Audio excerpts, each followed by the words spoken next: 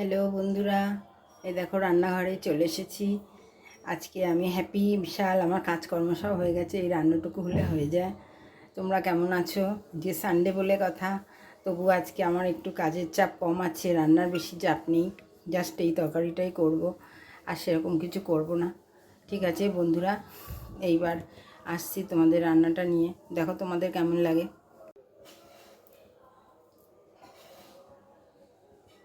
Hello বন্ধুরা, এই দেখো কড়াইয়ের তেলটা গরম হয়ে গেছে। এবার আমি গরম মশলা দেব।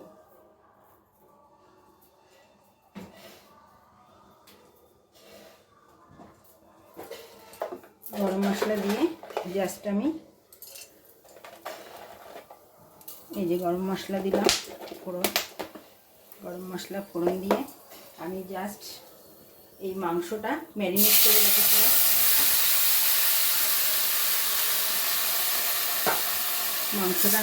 করে রেখেছিলাম। এটা আমি ভালো করে ঘি মাঝে কষাবো। এটা এই হান্ডি চিকেনের মতনই, কোনো কিচ্ছু দেওয়া লাগবে না, সব দেওয়া হয়েছে। এবার বলি কি কি দেওয়া হয়েছে। মাংসটাকে ভালো করে ধুয়ে 4-5 বার ধুয়েছি, ধুয়ে এর মধ্যে ভিনিগার, নুন, হলুদ দিয়েছি, আর ওই যে সিক্রেট মশলাটা ওটা দিয়েছি, আর পেঁয়াজ দিয়েছি।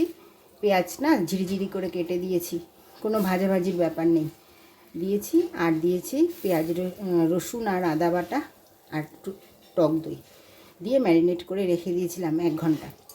এইবার জাস্ট আমি একটু সামান্য জল দেব, জল দিয়ে তারপরে এটাকে ভালো করে ঢিমাজে বসিয়ে রেখে দেবো 20-25 মিনিট। তারপরে তোমাদের সামনে আসছি। পুরা এই যে দেখো আমার রান্নার শেষ মোটামুটি।